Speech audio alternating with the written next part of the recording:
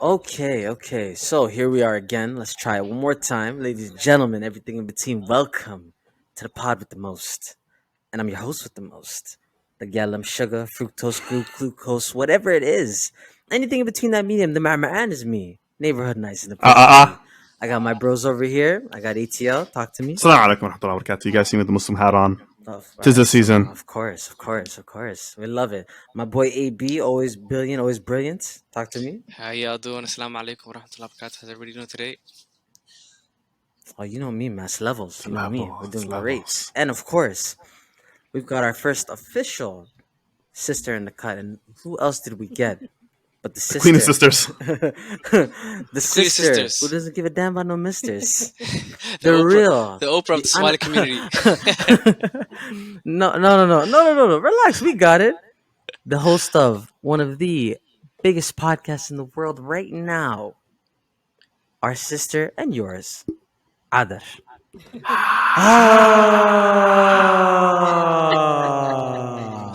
Welcome. Wow. What The echo for dramatic effect has me weak.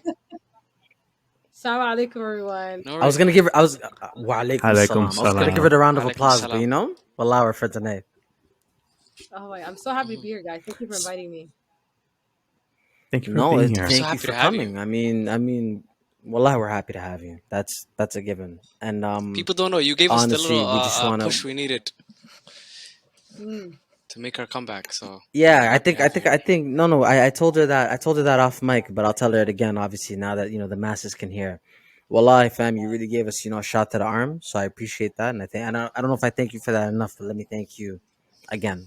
No, I'm People think we started podcasting because of you. You know that, right? No, they did not.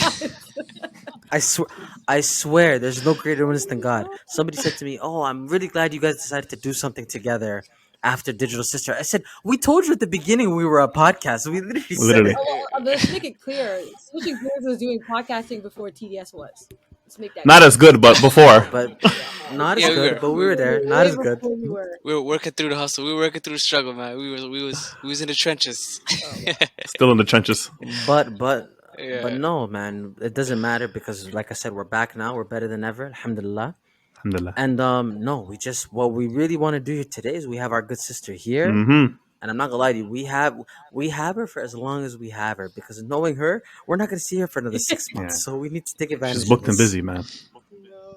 Oh, Booked and she busy. is busy, Allahu busy. Hatta she knows she was doing something. She was doing something last week out of town, which is why she couldn't come do some with the dogs. By the way, tell us about it. How was that? That looked really successful. The thing when you were out of town for. I went to the DMV for a Ooh. night. TDS was invited to host an event in the DMV, and it was the first time we had Allah gone Akbar. there as a team. It was 3 of us from our team that went, one from Minnesota, 2 of us from Toronto. And let me tell you, DMV, mashallah, tabarakallah, when I tell you they showed out, Yeah. they showed out. Like I think it was 400 people. They maxed it to 350, Damn. but only 400 people came at the door. It blew my mind, and it was just such a reminder of just everything that we're doing. Every time I get to meet any of my listeners or my community, as I call them, my besties, I go home so inspired and genuinely like, wow, subhanAllah, I can't believe I did a podcast from essentially from my room, but started something from my room with sisters that shared the same vision, and here we are, and we're doing it, and it's just World renowned. it's actually shocking, Worldwide. and I think it'll always be shocking to me. People always ask me, "Well, when is the shock gonna wear out for you, Adar?" And I'm like, I don't think it'll ever. Yeah. I don't think it'll ever wear off, because I don't know. I'm still that small town, not small town, but big city girl that lives in her bedroom. You know what I'm saying? I'll always be that girl in my head. But I feel like Live from her small town bedroom, girl, you know what I'm always. saying? I feel like a small town girl in that sense. And But It's so surreal. yeah, it is. Go ahead, surreal. Abby. It's very. It's like even like when you start doing something like putting yourself out there for the first time. I think all of us share the same sentiment because we're all podcasters. Obviously, Adar on a different level. Allah Barak now. Mm-hmm. And like I'm so proud of you, but it's like it's so different when you talk about just your own experiences and people resonate with it so much, and they're like they're just so like oh, like what you said, like, I feel the same way, and like, thanks for saying that. I learned a lot from you, or those type of things. You're never gonna get used to that, because like it's gonna just keep catching you off guard, and like you could just say it. I don't know, man. It's just I don't Yeah. have the words sometimes to like express like how much, like, when I'm listening to TDS or something like that, and I learn something new, like, or I'm like, wow, like, the story is so deep and personal. It's like you feel like you're part of like a one big family when you're listening to TDS. So I appreciate A it, man. sisterhood, if you To be will. honest. Yeah. Yeah. I mean, it's a family without any dudes in it, but thank you. We It's appreciate not it. for the mandem. Thanks for the Well, inclusion. actually, No, Of no, course, no. it's not for the man. I'm just saying. I I feel will involved. argue I don't know that about you like guys. I feel like brothers do listen to TDS. There's a Yeah, lot. yeah, Have you guys we not do. seen Oh our no, they last Yeah. do. season ending? There were brothers, many brothers that sent us voice notes telling us how much the season meant to them. The thing is that like Mhm. yes, I'm committed to telling stories about women, but that Hmm. doesn't mean that brothers can't listen. Hmm. That's true. Of That course. doesn't mean that So because so so so does that mean so?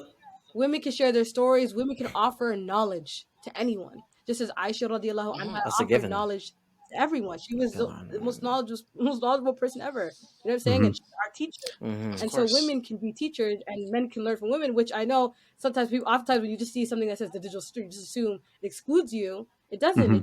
It's emphasizing a group of people that might don't have that platform or don't have that space, but we can all learn from it.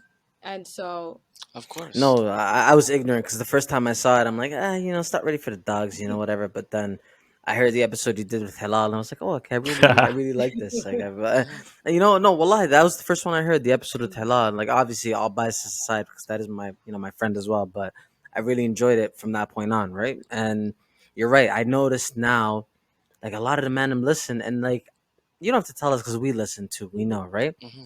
But I'm glad that it's resonating with people outside of the intended Yeah. demographic, which is Hmm. beautiful. You know something is good when it touches people outside of what it's supposed to. I It's have a I, amazing. I question thought it was about I that. think, yeah. Go ahead. Go ahead, Go AT. ahead, Billy. No, no, Rock, go ahead, go rock. ahead. Now you let you rock, fam.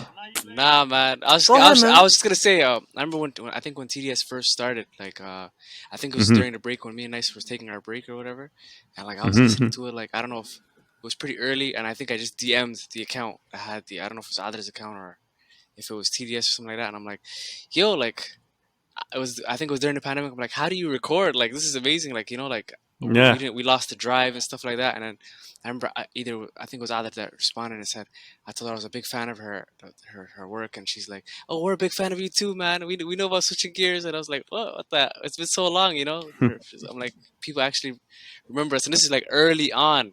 And then obviously later on, Yeah. me and Nice ended up jumping on the pod, so it was kind of cool. I think it came full circle. But AT, take it away, man. Mm-hmm. Mm-hmm. Absolutely. I remember that, and it wasn't me. I was talking to you. I remember you asked me. I was like, and I'm very open to sharing. Like, I'm here. I'm always supporting podcasters. For me, I was new, right? I was new in the game, so I had seen you Mm-hmm. guys doing podcasting. I had seen Rex do podcasting. I had seen Hmm. so many people from my community do podcasting. They did so well. So it obviously inspired me. Obviously, seeing people from my own city do it. And so, obviously, being from Toronto, I know who podcasts and who doesn't. And so when Mm-hmm. AB Yeah. reached out, I knew exactly who you were. And when you asked me like, where do you guys do it? I was quickly to tell you here. This is where I do that. Hmm. Actually, Hmm. matter of fact, I actually Mm-hmm. even kept you in mind after that. I was like, oh, I do have a episode coming that I probably want to invite them. Like that's how I pitched it to the team. I was like, Mm. switching gears would be great. Nice has a great personality. AB has that calm demeanor about him. Very, very interesting. And I was like, I would love to hear their perspective on the topic. So, Yeah. I mean, that's how it all started. Definitely, AB reaching out. So I feel like one thing we'll get out of the way right now. I'll tell you like my favorite episode of TDS, and then we can all go around the table tell it really quickly. I really like. It's kind of a cop out answer, but I like the episode that you did where the women tell all. Mm, Obviously, because you have a lot of my friends on there. Okay. Shout out to mm, Lule, shout out to Hilal, shout out to Viabs. mhm. That was a really good Gang. one. I like the one that Hilal did. I couldn't get through it in one sitting, but the one with the cat lady, I like that one too. That's a good one. I couldn't get through it in one sitting, but it's a good one. And then my favorite, actual favorite, is the one the season 2 premiere. That's my Actual favorite. favorite. You, Yeah, I you was about to took all say the that's answers, definitely your broski. answer. You took all the answers. Yeah. Listen, I spoke first. It's not Yeah, my you're not fault. I other spoke anymore. You're first. Valentino now, fam. You know what's so funny? Valentino. Can I tell you guys? When the episode Valentina, aired, right? I went to the Mexico 2 days later. And literally, I opened the door and Hubby's go, Valentina! I said, oh, Ah, God. Literally, I That was was so fun. roasted I'm for not. 1 week at KBW. Being called Valentina, and I just was like, and my mom standing beside me saying, yes, that's her name. I'm like, oh, that's her. they're roasting me. That, Like, they're not, they're not with it. But that alhamdulillah, was wallah, an alhamdulillah. unbelievable episode. It Allah was, Barak. I'm not gonna lie. Like the story was so like, I wasn't ready for it because I was on my way home from work, so I didn't know what I'm thinking. I'm just gonna listen to the episode on my way home from work or whatever, and like I wasn't ready for when your mother started explaining like obviously the whole theme of the episode was what does love mean to you, and just hearing your mom talk about how mhm, she was all the struggle she went to have you and how you tied that into like just her expressing how much she loved you and how much she wanted your life to be a specific way, like perfect. And maybe you guys butted heads sometimes about it and you didn't understand. And your father explained to you later on, like how much you yeah, meant to her. And then yeah, tying it into like just the idea that like your mom loves you this much and your mind can't wrap around it, but Allah loves you more. And it's like, for me that was like Yeah, that amazing. Like was deep. that was amazing. That was so deep. So man, that was my favorite yeah. episode. You I'm know, not it's gonna Uh, so lie. funny. I had full creative control on that episode, because as you should. and it was interesting because like season 1, I opened the episode right with the Hmm. wallflower, and I talked about being a wallflower, and essentially finding myself and my voice, and then and it was obviously befitting going on a podcast where it's just about amplifying your voice, but I was also attempting trying to amplify other people's voices. And so obviously the first episode of season 1 was about my life and introducing how I saw stories and how stories impacted my life and Hmm. where I'm at. And so it only made sense to start season 2 with me again, um, and, and Yeah. and sharing, I guess, my pursuit of gaining and understanding the love of Allah. And it's interesting. I think, as the season is going on, I feel like all of the guests are such main characters, but I feel like I want the audience to feel like they're following me discovering certain things. Like I'm Hmm. finding myself, and then I'm finding these guests, and then I'm finding myself again, and I'm learning about Allah. And it's just this journey of like, Yeah. what's going on and how do we feel. And I remember the first day I've ever learned that Allah loved me more than my mother, and I was like, that was such a life changing scenario for me. I was like, that this is going to be the episode story. But I remember when it was, my producer, when it was like, either what's the first episode, bro? And I said, I don't know. I have to figure it out. She said, we literally have 1 week, and I was Yeah. freaking out because the season was highly anticipated. Hmm. People were anticipating Yo, January. yo. Understatement. TikTok was every day talking about we can't wait, and I was like feeling like, okay, well, the first episode of season 2 has to be good. It has to explain what's coming, and I was like, and that's left to me to figure out. I Ah. guess I was freaking out. I was actually like literally having a whole meltdown, and I remember Mona said to me, she goes, listen, like this whole podcast is you.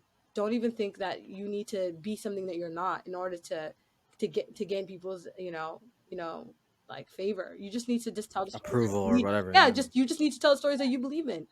And I was like sitting there, and I thought to myself, I said, the most powerful story I know right now is the one that's happening between me and my mom. My mom and I have come very close, and Hmm. I think that's a natural thing to Alhamdulillah. happen with women when they get older. They start to know each Understand. other. Yeah, they try to know each other better. And I remember like just recently we had a conversation about me, giving birth to me and Hmm. stuff like that. And it was February 14th. She was telling me the day I found out I was gonna. Valentino. Yeah, that was the day that I found out that I had you, and that's why I call you that. So I was like, you know what, Hoya, can I record this conversation? And she's like, why? Oh. And she's like, I don't know. I think I might use it for my episode. She's like, you put me all over your podcast. I'm tired. I need a fee. She's like, I need a fee. I said, there's no fee, man. This is just this. I just need your support. And so I asked her. I said, yo, just tell me. And I had to really listen to. It's so interesting listening to your mom. Like I listen to my guests. I realized that I had to really like focus to listen to mom because obviously I listen to mom every day. But when you're really listening to her as a guest, I was like, Hmm. listen to mom like she's a guest. So I told her, I said, okay, just go. Tell me tell me exactly about the first time that you found out about my existence. And I know that meant something to her. Now, I didn't know how the story was going to be told. I didn't know how it was Yeah. going to go. I remember you could hear my dad actually taking off his jacket. If you listen clearly, you hear my dad Yeah. saying, what's going on here? Like, he was so confused. I'm like, telling me, and he's like, what the hell is going on here? He's taking off his jacket from work. But my mom was like, the part where she's talking about my dad, love of a father or a platonic, like fake love. My dad was sitting right there. Ah. He was on beside of her when she said that comment. I was dying of laughter. I was like, only you, the confidence you would say, the love of your dad and I, fake love. When I learned about your love it and I love it real. This is fake. And I was like, but I sitting there and he's agreeing with her. Yep, absolutely fake. Yeah. You just have to agree. It sucks being a dad. No, but Yeah. I think in his end he's more sarcastic. He's like, yeah, paying the rent is also fake. Me, everyone's good is fake. Hey, listen, man. They have We my ain't gonna sit here and humor. talk about Somali No, fathers. Nah. Let's not do this. No, but I will say Let's not do Let's not give that. Somali fathers. no, but I will say my dad is the best father I've ever had. My dad Mashallah. is really visible in my Mashallah. life, and he's really Alhamdulillah. He's the reason why I know what love feels like. Woo! Dad is the Allah one that Mubarak, taught which me is what very love feels like. necessary. Which is And it's Some, something really powerful some, because the man is your first tone that tells you how you should be treated. And Mm-hmm. if I have any semblance of confidence, Somali fathers getting bigged up. Oh my and if you have god. any semblance, if I have any semblance of confidence, it's because I got it from my father. And so my dad has Alhamdulillah, that's every right and beautiful. due diligence to have that praise because he's done a lot for us and he sacrificed a lot. Yeah. He's been at Dads. all my graduations. He's been at all my podcast. My dad is so invested. He's the first person I listen to. My mother has never really listened to my episodes. Like she's listened to her episode and her episode, two of her episodes. She really didn't really listen Your to mom's sick of hearing you, bro. She hears you every day. Yeah, she hears it exactly. My dad, though, he's absolutely invested. My father is really invested. Like my dad's very You invested. just come on. Hey, you're pretty dope. You're a pretty cool person. Hey, other. No, first time he's like, I didn't know you could talk like that. That was the first week. He's like, Oh. oh, okay. I never told my parents about the podcast for months until it came on the Toronto Star. Then I told my parents about the podcast. Yeah, that And must they have been looked at me and awkward. they said, Wow. So they found out through the newspaper. Yeah, Wow. and they said, what are You you killed They literally me. asked me, what are you doing on the newspaper? So I started this podcast in this company called Digital Sisterhood. I said, what? What does this mean? And so so much. Sometimes It's my parents, if you tell them something too early before Mhm. anything, there's any proof of its value. I don't know. Sometimes I get afraid they're gonna shut it down. So I know they wouldn't have. Now I think back, I know my parents are very supportive, and I probably Mhm. didn't give them enough credit. But at the time, I was like, let me just keep this between me and my team, and if something good comes out of it, then I'll tell them. And so Toronto Star being on the No, I third respect that. page, I respect that. being on the third page was enough to tell my immigrant parents, okay, look, I'm not, The kid's doing I'm not something. wasting my time. You know what I'm saying? And yeah, I have it in my desk. My dad tells me every day, you need to frame it. But that was, Frame that. Are you slipping? I know I'm it's not gonna literally lie in to my you. drawer. I Literally would in my frame it drawer, too. just a pile I on would frame paper. it But too. I plan on framing it, and I think it'll mean more, inshallah, as Mhm. we. My favorite part was the singing. Oh, my mom's It was so unexpected, bro. Well, Oh, the sound like barometer. a Yeah, Bro, I yeah, was gong. just yeah. I was rocking like, it. Just holy, starts. I that's was like, hard. yo. That's hard. That was hard. My mom's a Brahmin lady, though. You guys know that, right? Like a She really, sound like No, it. I know she no, is. yeah, a I really know. I, well-known I I didn't know. know I lady. that. I know. didn't know that. I I thought. found my cousins. Oh, Yeah, I found family relatives that were listening. Their daughters. Clearly, Nice is the only one who did his homework Yeah, today. and they were like, "That's my cousin." Like cousins are reaching out to me saying, "Hey, I'm fine. I'm from the UK, but we're related."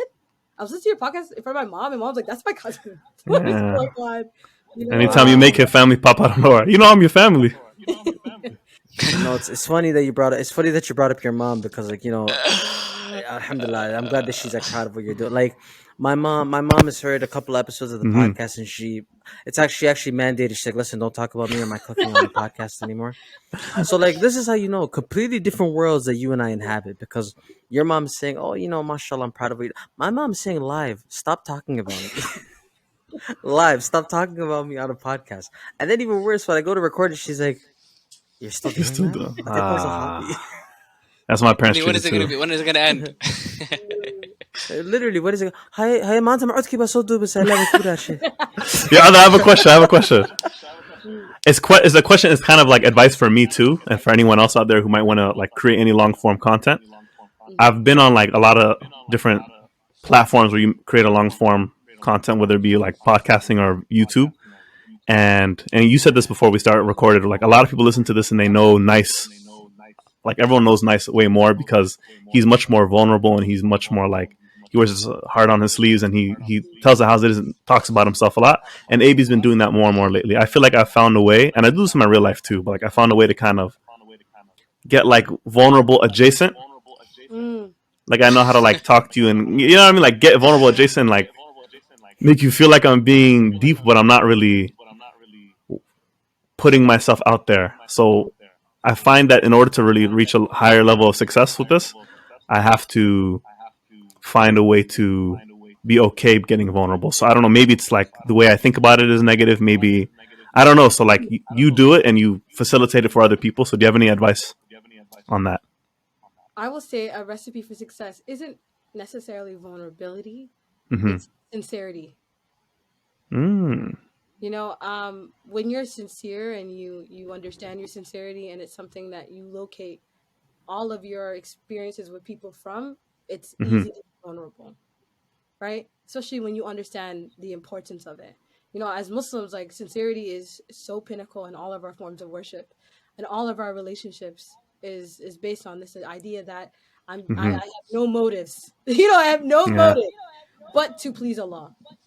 And so when you have this mentality, let me tell you, it's really freeing. It's very liberating. Yeah. That's the only reason why you see, like, hood mans, when they become Muslim, they're really emotional. Why do they become so Yeah. soft? They become so soft. The man that was gang banging yesterday, all of a sudden saying la ilaha illallah, and he's very soft and he's very vulnerable, and he's, what I'm saying. The only reason one can go from that to that is because Islam, you know, forces you to understand what sincerity means and how powerful it is.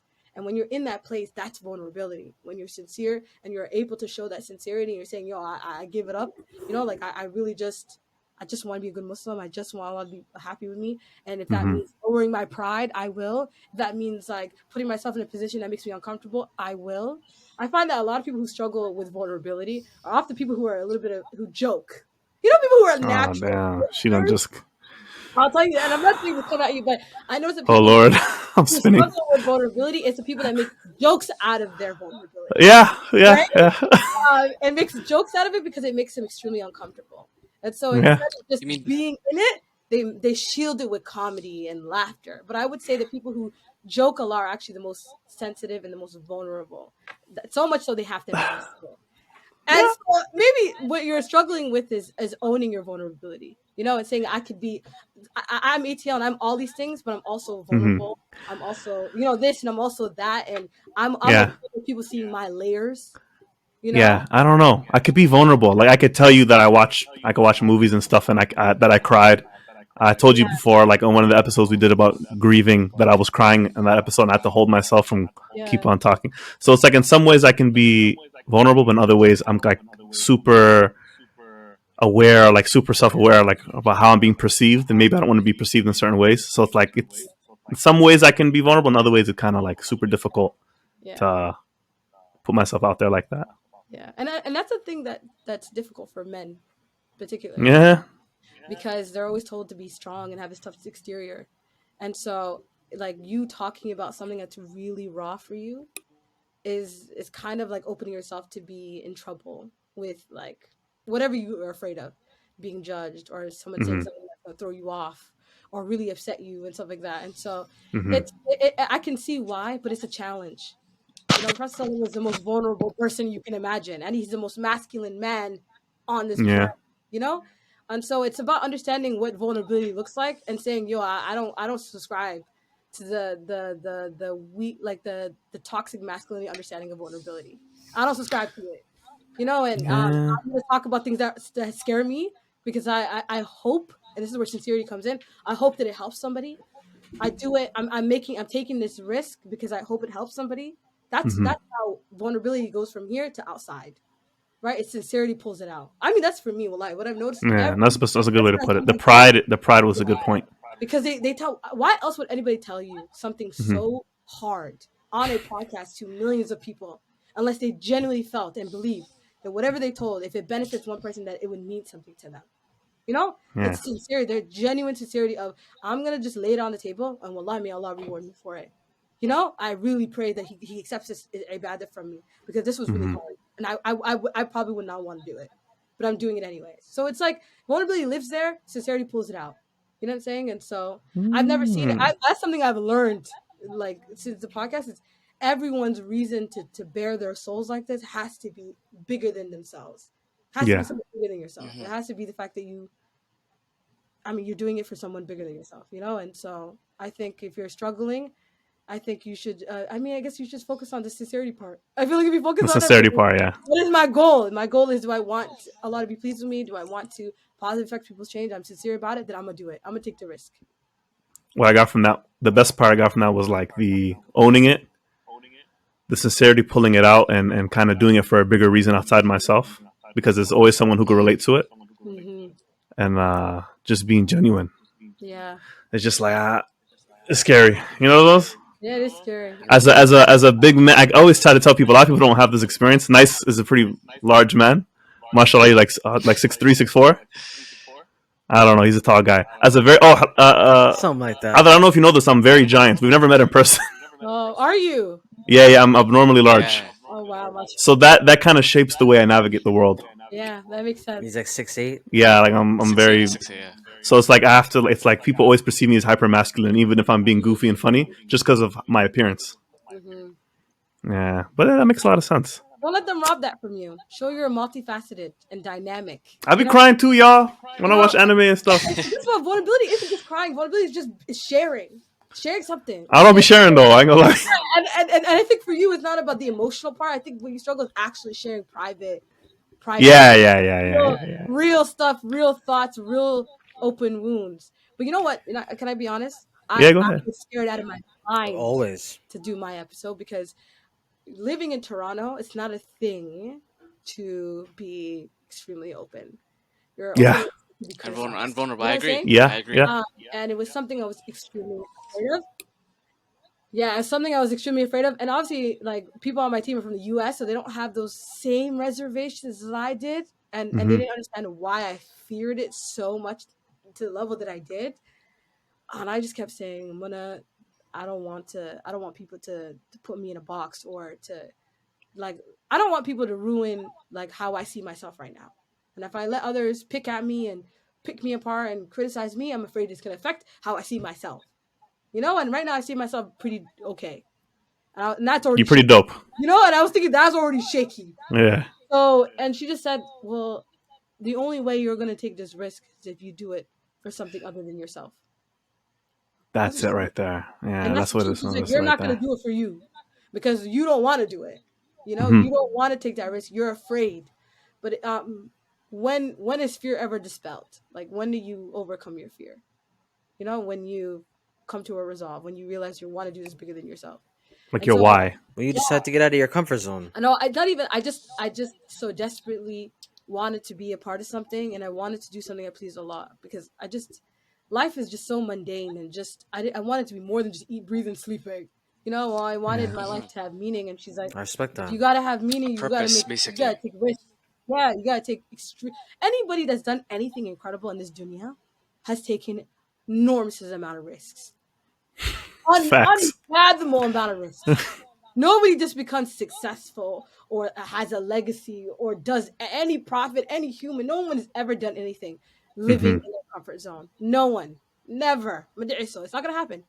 You have to be a part, and you have to connect something to what you're looking after, going after bigger than yourself, A. And B, you have to say, okay, if I want to live an extraordinary life, I want to be a part of extraordinary things, I got to live extremely extraordinary.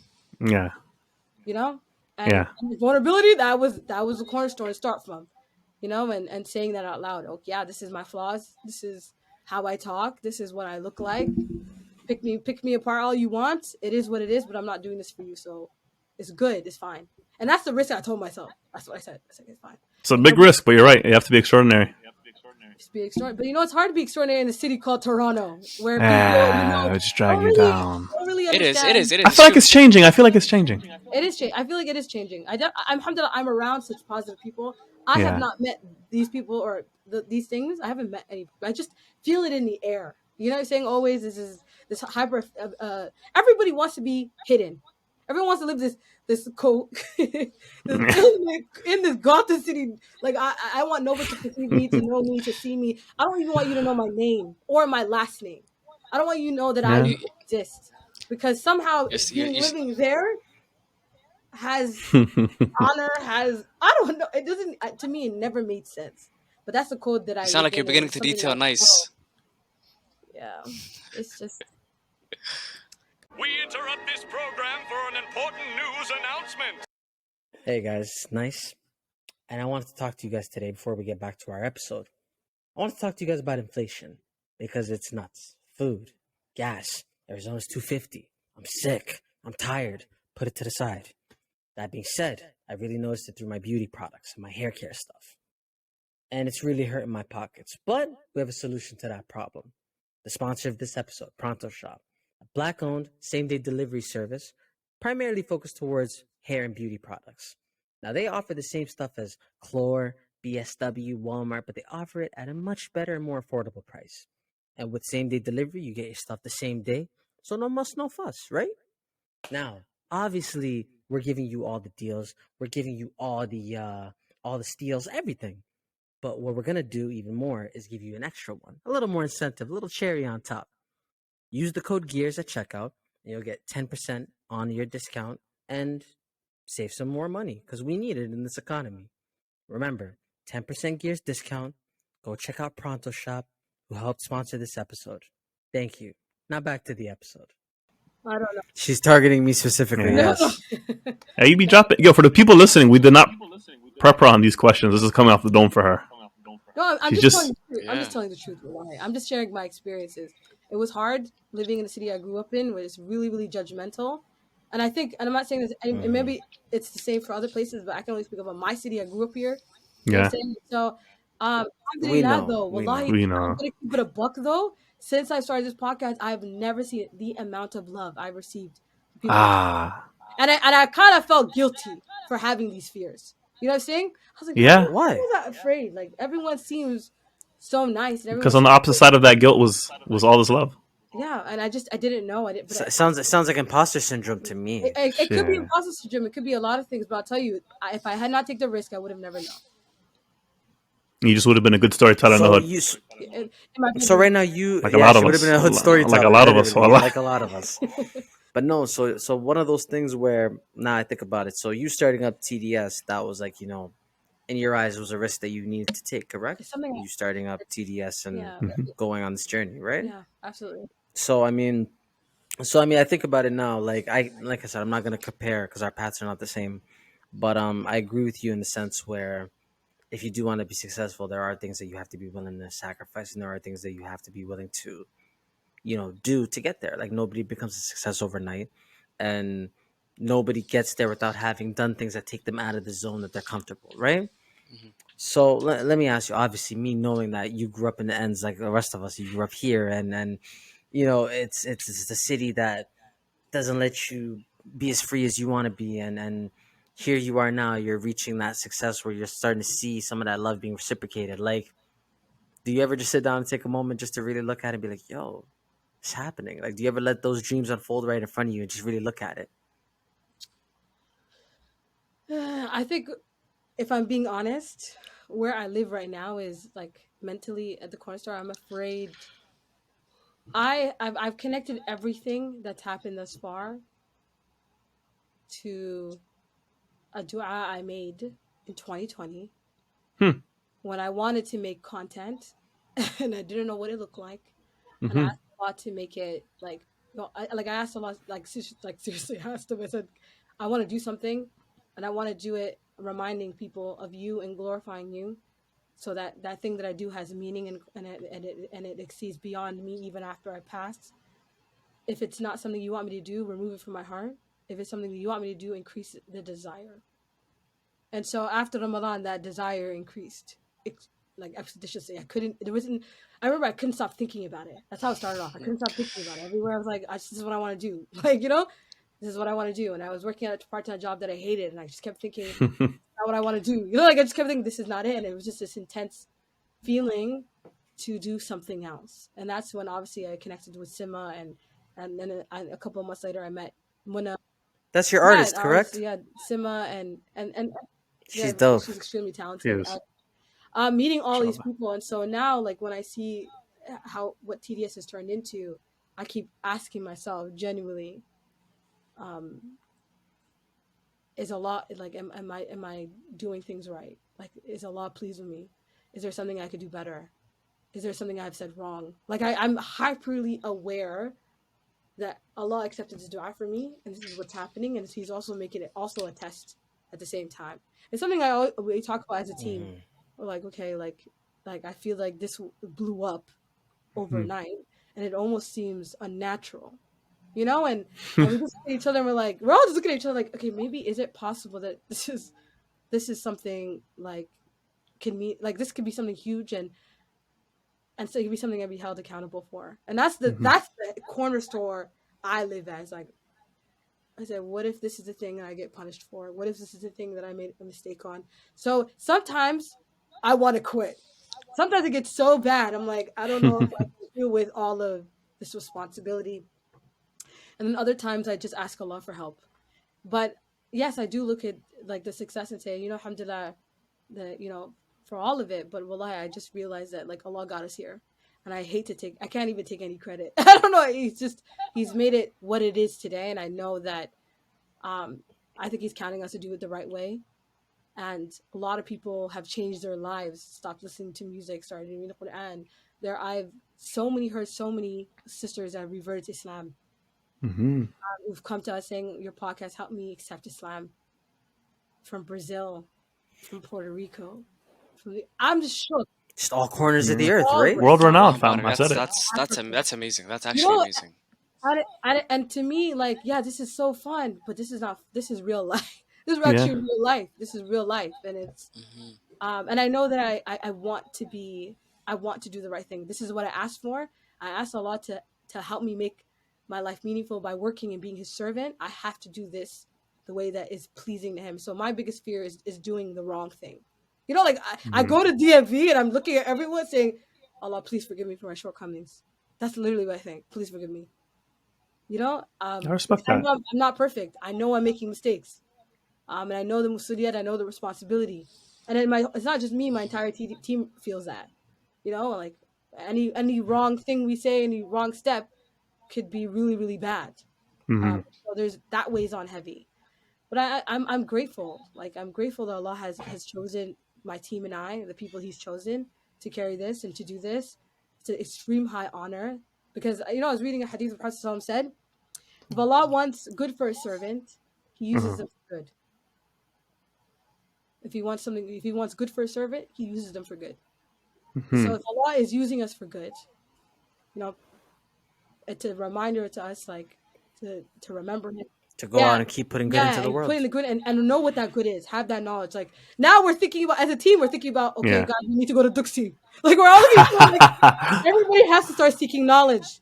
Everybody's Yeah. thinking about how do we as a team become better Muslims, because Yeah. that's how we're gonna prevent us from dropping the ball. So we're looking at each other like everybody gotta go to Duxi. Hmm. Everybody gotta do I this. like that. Everybody gotta give sadaqah. Everybody gotta, like we all have to be in this race, because if Allah has given us this jackpot, this huge opportunity to attain Jannah, then we can't drop the ball on that. And so yes, I look at the success, but 100%. I also see the real success I want, which is Allah's favor and Allah's love. Everything that comes after Yeah, this, Yeah. I yes, like it's not that. absolutely. really this dunya; it's one after. And so, No, I Yeah. agree, and I think that Mashallah. that's first of all. Let the three of us speak here and be collective and let you know that you and the team we're proud of you guys and that the work that you're doing, Very the things proud. that you're putting out. thank you. Everybody knows. Everybody who listens to you understands. Mhm. And for we have a way smaller audience, but at the end of the day, they're gonna hear this and they're gonna flock towards you because they know the good word is the good word. They Mhm. know. That being said, I wanted to, you brought up a good point. You're bringing up, sisters talking to you, and I'm sure it's not just sisters, Mhm. but people are talking to you about their story about coming to terms with the deen, things like that. Were there any that you heard that reminded you of your own? Any of the stories I've heard remind me of my own. Yeah. Hmm. I honestly, Like about you getting closer to the deen and you learning things and you becoming more knowledgeable, things like that. that's the thing about stories. And any story you hear, you can always find a part that relates to you. Yeah. That's the thing about stories. Yeah. That's I think the phenomenon. Everyone's listening to these stories and saying, "Yo, I understand that. You know, like that speaks to me. Even though they maybe in theory have be nothing like the person, but what the Yeah. person is saying is relating to them. And so whenever I hear any story, I'm like, yeah, I felt that. I know what it feels like. I don't know. I've never had that personally. I mean, I'm Hmm? saying more like on our end because people, nobody comes up to me anyway and says, "Hey, something you said last week on the pod really like it doesn't really happen on That our end." But happened. I That get it. happened with It's our not the episode. same. I think it happened with me last season a Go couple ahead. times. So like Yeah, other no, than I'm that, saying. I mean, maybe for you. No, maybe for you. I'm saying for me, it's nice. That's not really a thing, right? But I mean, mhm. because I'm not ignorant to that fact. I understand that the demand and the clientele are different things, right? The only time that I seen something of that was the episode that we did this season, right? Where I had a lot of people, and I'm not gonna lie, I felt like I channeled my inner other. People were messaging me saying, "Hey, I listened to this here and I was crying." I said, "There's no way something I said made you cry. There's no way. Roski, I was crying in front of you. There's no way something I said." Even then, right? And even I seen that and I couldn't believe that. I seen it with my two eyes and I couldn't believe We that. were both quiet when you started So talking. I can't. So I was shook. But this is and and either you can chime in here at any point. This is one of the reasons why I don't like talking, because when I get to a certain point and I get to that level, people are like, "Yo, nice. I don't want to see that side of you. It makes me sad." You know. Because you're And supposed to me, be I'm like the not that type of jolly. You're person. I supposed to be don't. like the jolly, funny guy, right? I'm the one who's supposed to raise the room, raise the temp, raise Yeah. the volume. That's me. That's what I do. But I'm learning to be Yeah. multifaceted. Like our good sis was saying, Hmm. I'm learning to be multifaceted. I'm learning to let people know, hey, listen, sometimes I want to lower the temp, sometimes I want to lower the volume, right?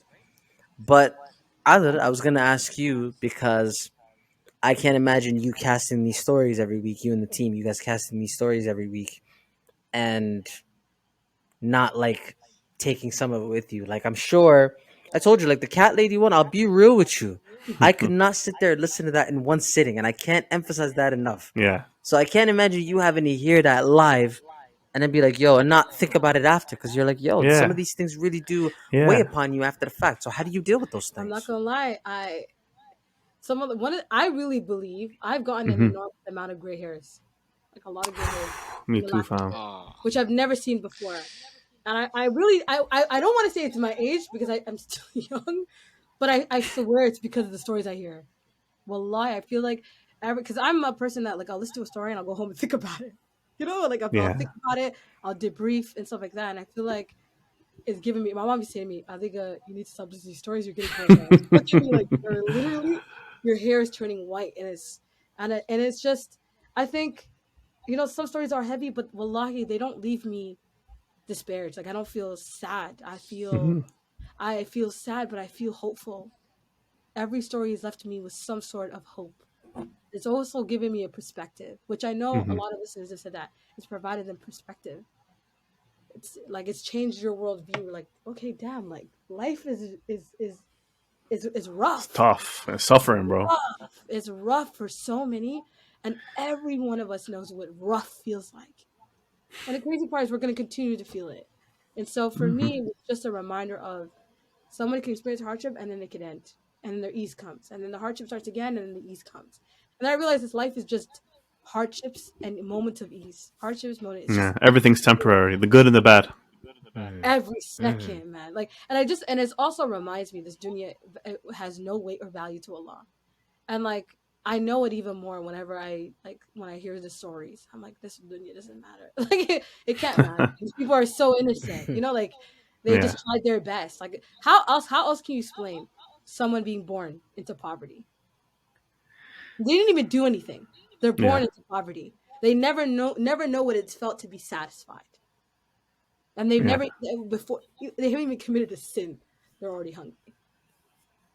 And you're trying to tell me this dunya means something? This is supposed to be a chill spot? This is supposed to be, something that matters? Like it doesn't. This is supposed to be the end all be all for No, us, No. right? no, Yeah, like no. Wallahi, that's it's a yeah. reminder. This life is a joke. It's actually a joke, and a reminder. It's the truth. It's this life is just to test us, and it's just to see whether we're worthy about what's going to happen when everything is said and done. How did you live? Mm-hmm. How did you live? It's subhanAllah, and the crazy part is that Allah has only ever asked us is to worship Him. Hmm. That's all he's ever asked us. He didn't ask us to get $1 billion jobs. He didn't ask us to become these successful football players. He didn't ask us to, be, I don't know, anything. He didn't ask us any. He just asked us to worship him and to follow him. And that's all he's asked. And yet that is something that's like people are It seems so out of grasp for people when it's not that hard at all, well, right? I'm not gonna lie. Life will make it hard. Test will make Yeah. your Oh, ibadah that's a given. That's a and given. your worship hard. But that's the point, right? It's like today, like if Allah Subhanahu wa Ta'ala created everything, Hmm. He's giving you everything that you've ever wanted. He's giving you shelter. He's giving you clothing. He's giving you everything, and He gives you things that you didn't even ask. You didn't even ask to be clothed. You didn't ask to be fed, but He gave it to you. And all He asked you was to acknowledge Him and His existence, acknowledge His power, acknowledge what He's told you, and to affirm it, and to live your life according to Him. Right? Now we can struggle, you can fall off, you can get back up. What's troubling is that people who they don't get to the pick up part. They just stay down. They just stay down. And sometimes it's hardship, sometimes it's just arrogance. I'll turn back when, I'm older. Yeah, the illusion of time, right? It's a devil. There's no guarantee you're gonna get there. Yeah, or even like again, like today's fine. I'll figure it out tomorrow, and then tomorrow turns into another year. It's how everyone just lives this like day to day, and if you really were to look at yourself and ask yourself a question, are you happy? Wallahi, you would know the answer. Are you happy? Are you happy being sinful? Are you happy being far from Allah? Are you happy? And I promise you, I don't care what nobody says. And I promise you, nobody will answer that with a straight face saying yes. There's no way. If someone's happy, look at all of the things that are going. I was Johnny Depp is on trial for assaulting his wife. Amber Heard, right? Yeah. I haven't been following along, but I do see it on the news every now and then. Some of the voice notes. This is Johnny Depp. This guy has millions and millions of dollars. This man doesn't know, like this man doesn't know what it means to be hungry. Like he's him and his loved ones and his people are good. That's how his wealth expands that far. Yeah. And then there's these voice notes of him wanting to cut himself, overacting, depressed. Oh my God, the things that I heard, I was like, this guy, like, yeah, it's gut wrenching actually. Yeah, he has the dunya, and like you hear the cries he's crying, and you hear the pain that he's 58 years old. We're not talking about 21-year-old. We're not talking about 40-year-old. We're talking about 58-year-old man. That is in that much pain, right? So it tells me like life. I don't care how successful. If you have money, if you don't have money, if you're 58 and you think you have wisdom, you're still going to experience pain and difficulty and hardship. The difference between Johnny Depp and any other person is that if they know Allah Subhanahu wa Ta'ala and they know the purpose of this life and the objective at the end of the day, they know when that hardship is going to end. They know this is a bus stop. I'm at a bus stop. Literally. I'm at a bus stop and I'm waiting for my name to be called. Or I'm at a doctor's office and I'm waiting for my name to be called. That's all it is. We're all just in a massive waiting room. Yeah. One huge waiting room. Sometimes you forget you're in a waiting room because you're joking around, because you're waiting for your name to be called. Sometimes you're talking to... And, you're playing around with other kids or doing whatever. And if you look at a waiting room, everyone tries to escape the waiting room, right? Because they hate to wait. But if you leave the waiting room, if you forget the waiting room, then you forget that your name... Your objective. Your name is just about to be called. Yeah. And I feel like I want to be in a waiting room completely aware that I'm in a waiting room. Yeah. What you said that resonated with me is and I've with everyone I've had this conversation with a lot of people is the illusion of time, right? And that's the devil. It's like, I can do this when I'm older, or what I used to hate when I'm in my early 20s is when people used to leave off this idea of themselves that they have for post marriage. It's like I'll put on hijab when I'm married. I'll pray when I'm married. I'll be this type of man when I'm married. I'll cover myself while I'm married. Whatever you wouldn't do as a man or woman when you're married. And it's like there's the threshold of marriage, and then you'll become this person. And I did too, maybe when I was 19, 20, 21. And then I realized eventually it's like, why would I all of a sudden become something I'm not working towards? It doesn't make any sense. Like, why would I just get married and all of a sudden I want to pray if I have not been praying? So I also have to struggle with this illusion of time where it's like, well, I'm still young, but it's like but who's to say I'm going to live till tomorrow or after this conversation even? And that's the beauty So, about our, You're right. I It's feel the like, idea. of just being Muslim too, right? For me, mhm. it's like the illusion of time is like, we live in this society where we think we have all the time in the world, and we have all these relationships that sometimes we don't nurture, or we take for granted. And it's like the toughest lessons I've had to learn, I feel like, for me, is like We were talking when it about comes that to off the illusion. mic Yeah. near the detail. Actually, we were Yeah, talking about that earlier.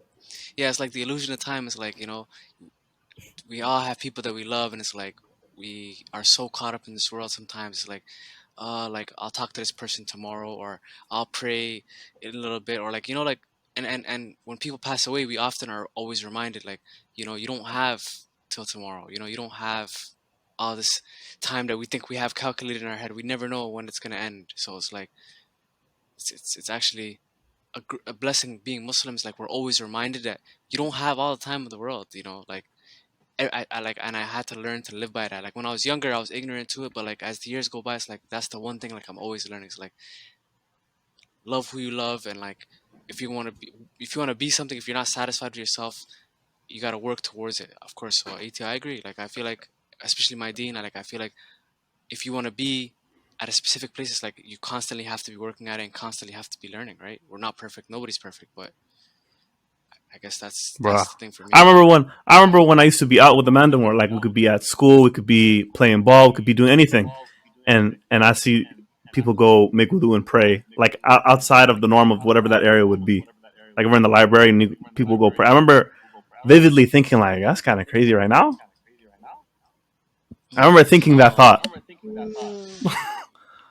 Like, right, why can't you just wait till you get home? And I used to see that person as such an amazing, holy person. Not to say that they weren't or they were, but I remember seeing that act as like, well, you're praying right now. You're taking time out of, well, You're saying that the threshold that I had was it so was low at the so time. low, it was on the ground, fam. It's like, yo, you're praying right now.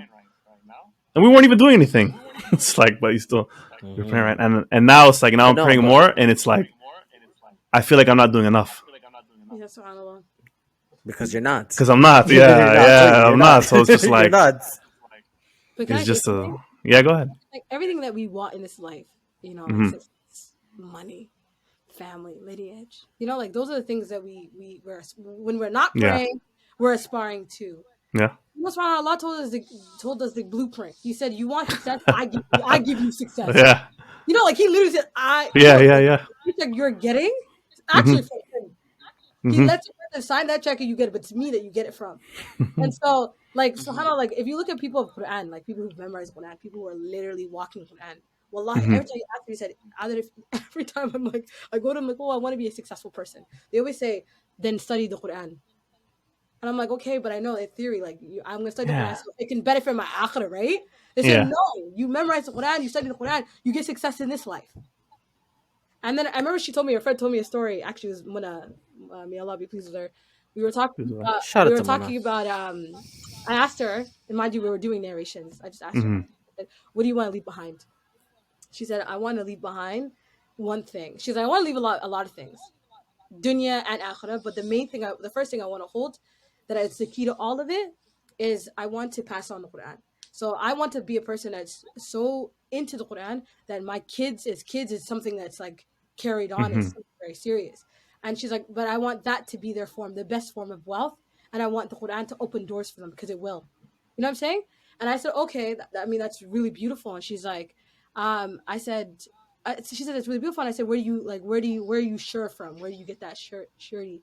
She said, I remember the story of Sheikh Abdul Rashid al Sufi, the famous reciter.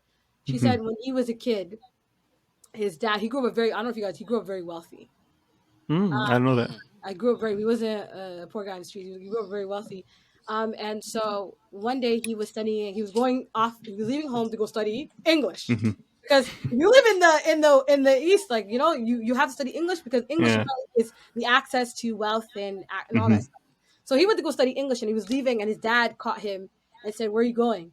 He said, "Oh, I'm gonna go study, English because I like, basically insinuating I want to be successful, I want to be financially stable. I gotta learn English. I gotta go out there in the dunya. I gotta go."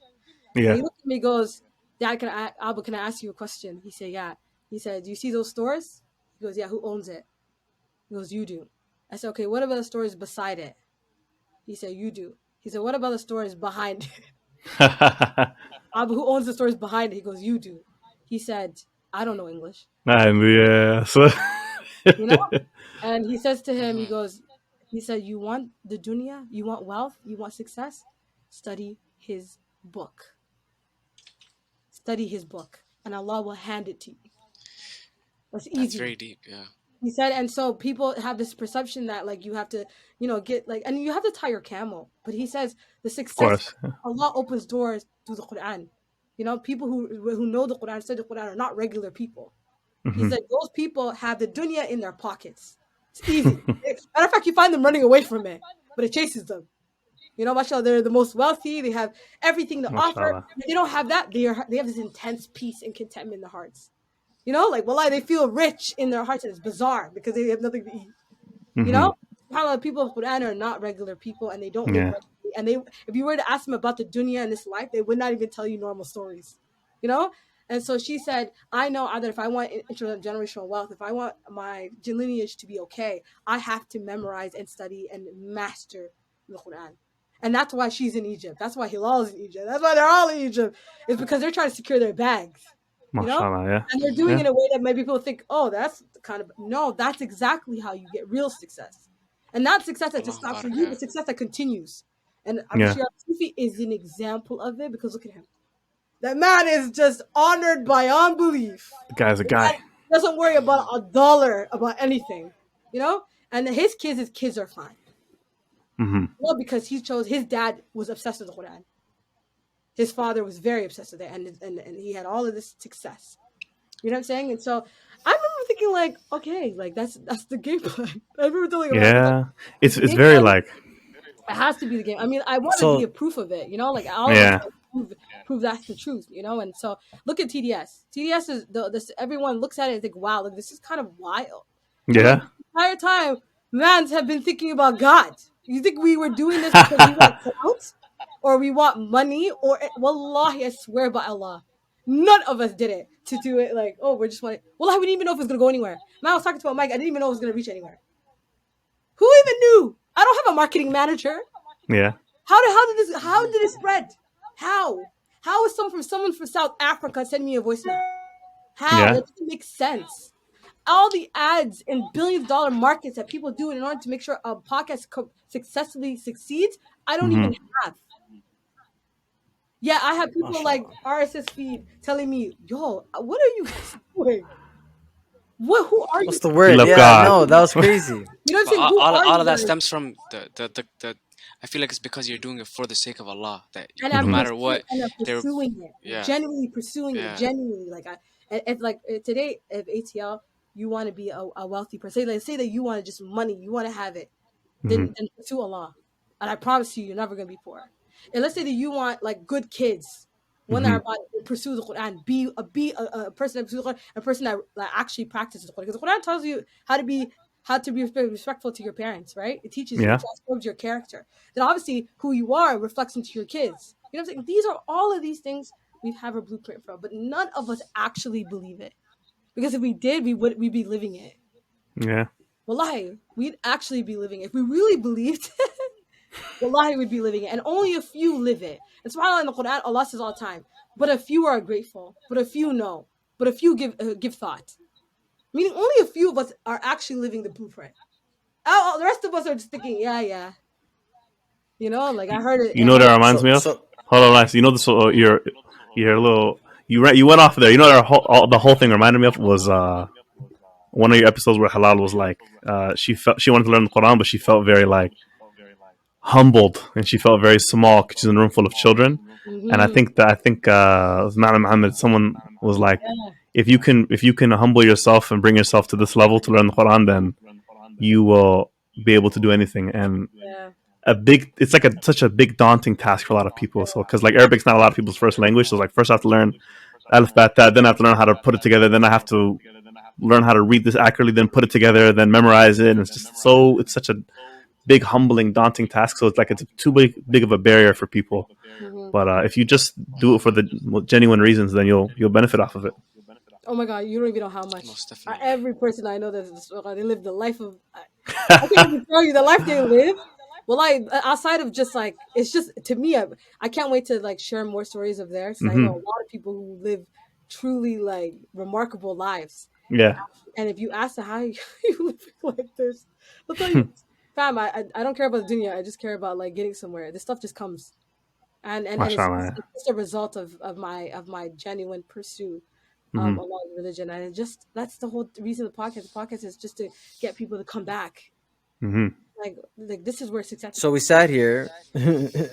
So sorry, no, not to cut you off. I was gonna say we sat here and we talked about like the future and things like that, and how we don't have as much time as we think. All of these things, right? Hmm. Let me ask you, what is the future for TDS in your mind? Where's the pinnacle? Where is it going? Where do you want Before it you to answer be? that, let me say Where do you something want I to love go? about it. Yeah.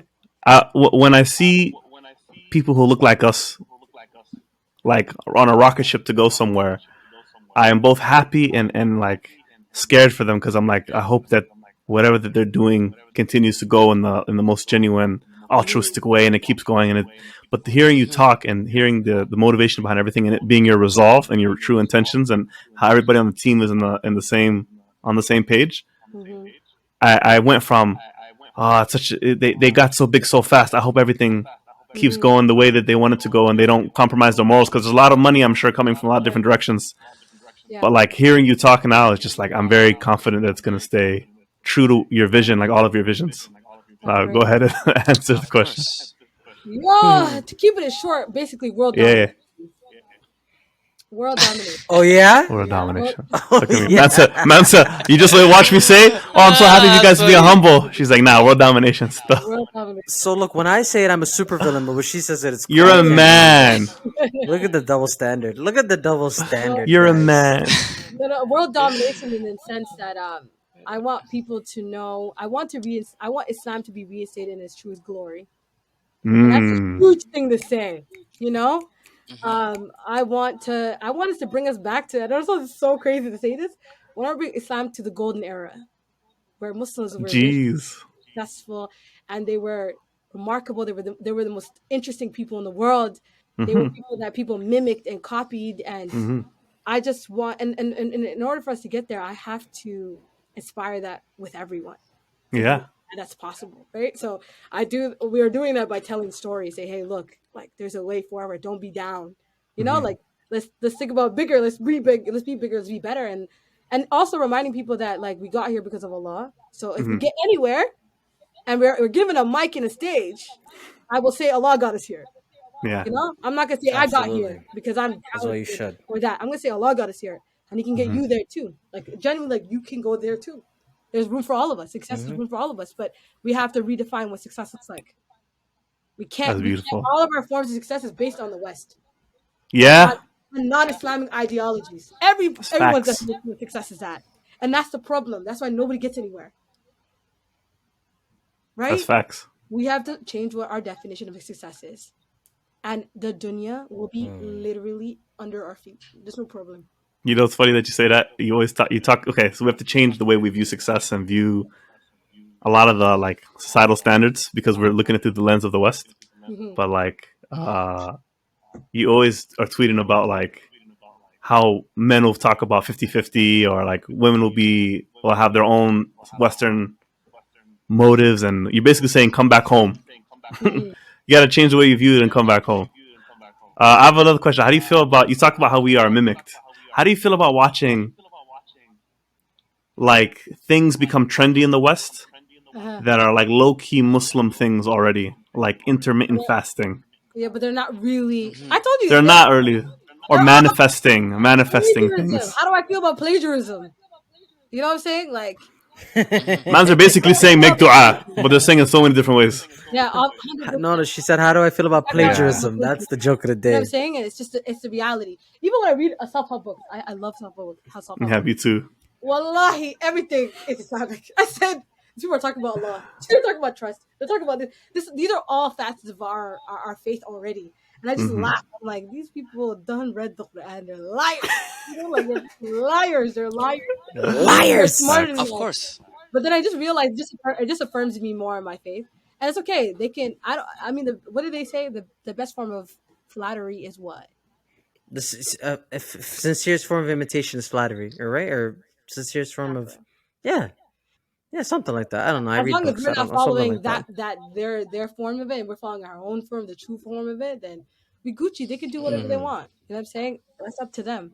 But Of I think it's course. time for Muslims to stop living like side characters and start living like main characters. You know what I mean? And Of I think too many course. of us are just moving like co-stars when we're not meant to be co-stars. Mm. You know what I'm saying? Well, we're leading men and Look at ladies. if you open the Hmm. Quran, we're talking about the Quran. This is the words of God. This is Allah Subhanahu wa Taala. This is the King of all kings, and He describes us as main characters.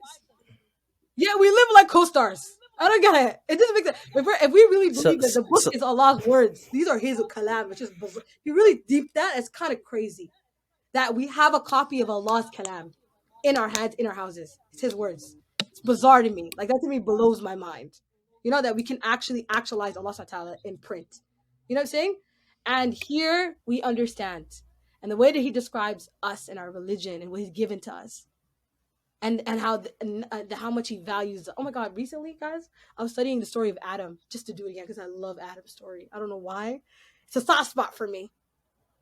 Adam alayhi salam. mhm. And there was a part where, like, in the story, it talks about how Allah, the angels asked, like, like, why did you create Adam? There's us. Doesn't make sense. Like, why him? Why are you dying? Get to the story. Why are you It's dying? funny because it's like they're looking at him. They're like, What is this about?" And Allah Subhanahu wa Taala says simply, "Adam, I know that which you do not know, and as well, Adam knows things that you don't know." Meaning, Allah had given Adam knowledge, the things that angels didn't even know, right? And then he asked Adam, recite the things of these names, and he recited, and these were things of this dunya, like creatures. I don't know, it was like a bunch of things, but angels did not even know what they were. Mhm. So much so when Hawa, one day he woke up, he saw Hawa. The angels asked him, "Like, who is she? Like, who is?" And he knew, even though he just had that knowledge. He said, "She's meant to be with me. Like, she's my partner, my companion." And so, like, the angels were asking Adam for answers of certain things that he had, and it just explains how much Allah honored Adam and his lineage. We're his lineage, right? How much He's honored us, how much He's given to us, knowledge, intellect, will. You know what I'm saying? And all of these things just really just describe how much of importance we are to Allah Subhanahu wa Taala, how much main characters we are in this life. But I feel like so many of us live like co-stars. It's kind of sad. Like so many really actually live like We need co-stars. main character energy, bro. Yeah, like it's just So guys, this is Adam's call to you guys saying, listen, stop acting like side characters. You're the main character in this show. Go on easy. 100%. And when I say main characters, we're not moving arrogant. I mean, we're Mhm. moving in the best fashion and the best akhlaq, and living with our Carry yourself with dignity and pride. what? Hold on. What? So- 1 second. I asked Sophia, she's down to come with me. Go ahead. Okay, perfect. Are you okay? There's another interview happening. You're good. You're good. Yeah, there's another interview. So Hilal just said I took Sophia to do the interview, but okay. It's okay. Can I respond to her in 2 seconds? Miss Yeah, K. respond to her, fam. Respond to her. Check the timestamp for now. Maybe write that timestamp, that 106. Yeah, 106. We'll edit that little part out. So Yo, the echo is A, B, No, eh? no. Whoa. the echo Yeah, the that echo echoes up was here. because Yeah, I don't know what that is. it was because I it was on loud in my It's ears. like connected, so when right? I open it, Yeah. yeah, and then these are connected, so you could Yeah. hear it from What? here. Yeah. Whatever that was. Oh, I Whatever hope that it was. didn't. Stop that. Whatever that was. Just mute yourself till you I talk. think it's gone. Yeah. Just whatever that was. Cut that out, please. You guys, Oh my you lord. I you hope still it can't didn't. hear it now though. Just Okay. don't risk it. Don't risk it. Just mute till you talk. Now, Yeah, but yeah, yeah. I didn't hear it last time, and it was in the whole episode, so I don't want to risk it. Okay. So yeah, just we'll keep an eye on that. But okay, so let's count it down 5. It's and still then going, we'll right? let Either continue talking. No, No. We're gonna have to cut this out obviously for Okay. later. So Maybe let's mute just count yourself. it back from 5, and then let Either talk. So 5, 4, 3, 2. Yeah, so basically, it's just that. Like, I just want us to kind of see ourselves the way that we should be seen, and the way that Allah sees us. That's about it. And so, we want to be successful. We move like we're successful. Mm-hmm. We don't play ourselves down. We don't assimilate. We're proud to be Muslims. We're proud to, practice our faith publicly. You know what I'm saying? Because we know this is the truth. Yeah. We know this is the truth. Facts. Everyone's living in the matrix, but we're not living in the matrix. You know what I'm saying? Yeah. So no, so I was gonna say Either. So I think this would be like a good point for us to sort of wind down. I feel like We've covered a lot. We've covered the gamut of what we You wanted to trying to talk ask about funny today. But questions? I mean, no, there's a couple things I want to ask her Okay. that aren't necessarily, it's just more personal stuff, more stuff to sort Before we get of, there, okay, I have a more podcast TDS podcast question. Mm.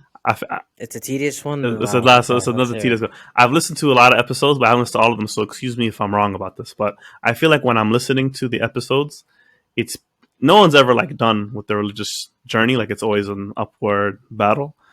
But I feel like when I'm listening to it, it's kind of like from the perspective of like this is where I was, and alhamdulillah, I'm here now.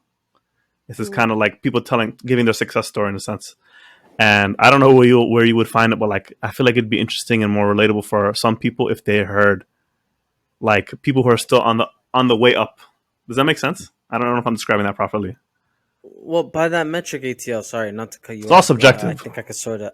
I know. I feel like I could sort of You answer this trying for to you because I think yeah, go ahead.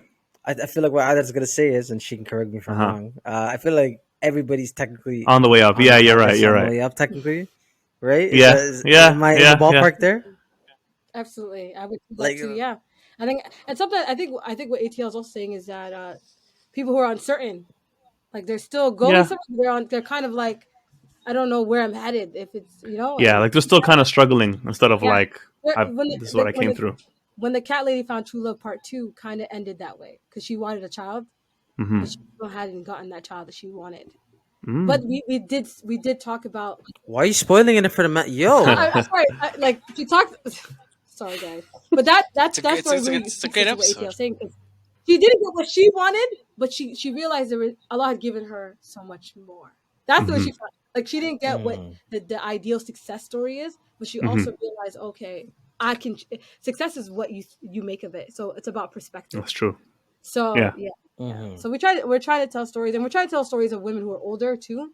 This season, we're gonna have a sister who's a lot older, who's my mother's age, tell her story. Oh. So we're looking to tell stories of women who are Wow. older, who've been seen life, Yeah. and what do they have to say and something Any like men's stories? that. I mean, what? Any men's stories or just I mean, our goal to tell men's stories is when we start the Digital Brotherhood. So when that comes out, inshallah, how us when you do that? How us when you do that? inshallah, I'm trying to be a producer. Like we're trying to be producers on Yeah, it. you're gonna make like an umbrella company. You're gonna have a bunch of Yeah, stuff under there. That's what I was hoping for. that's Okay. the goal. That's the goal, inshallah.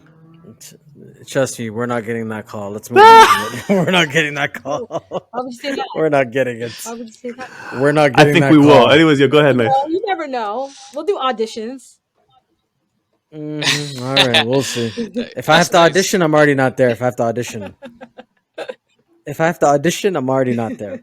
Inshallah. But Never no, know. no, hey, inshallah, and inshallah, it'll work out for you.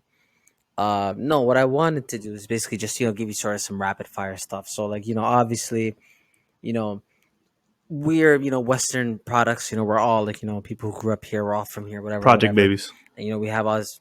We're all project babies, right? And we take pride in that. But it's more like so. How do you? Let me just pick your brain, right? I don't know how much you partake in when it comes to like okay, like right now I want you to give me an example, like what shows are you watching right now, Adar? Like talk to me, Who what is shows are Adar, you into bro? right now? Yeah, like what I want to know what Adar watches It and took us an watches hour to every day. ask. Who's Adar? That's a good question. I'm trying to. I want to know what shows you're into right now, and I want you to give me the real answer. Don't give me the TDS answer. I want the real answer. I'm trying to think. I haven't like. I'm gonna keep it. Can I be real? Keep it stack. I don't really Absolutely, watch always. TV, and the part of the reason why I don't watch TV is because Boo. I'm more of a documentary. That's fair. Like I'm like Oh, the last okay, documentary okay. I watched that I loved when they see Mm. us. Ugh, I love that documentary. Yo, let's talk. No, no. You know what? We're gonna spend Oh, 5 minutes that talking one. about Yo, this. Let's I talk about it. cried so ugly when I listened. Oh, I watched that. It was not normal. Yeah. I personally, I'll never forget. I personally DM'd Ava DuVernay, and I said, Yeah, she's a real one. Mm. Guess what? She responded to me. I was shocked. She responded? She responded. What? She was so mischievous. She responded. She goes, "Thank you so much, sweetie." I said, Oh. She's so nice. And I just told her, I said, Shonda Rhimes could never. I said, this is like guys. I don't know if you guys know, but I'm very into cinematography, cinematic videos. Like, we're doing Mhm. YouTube soon, and it's I Mhm. want to shoot like that. Like, Oh, exciting. And so Mm. before podcasting, that was my bread and butter, storytelling Mm-hmm. through videos. And so Mm-hmm. I loved, like, I was watching her video setup, like the color grade. I was like, this is Mm-hmm. incredible.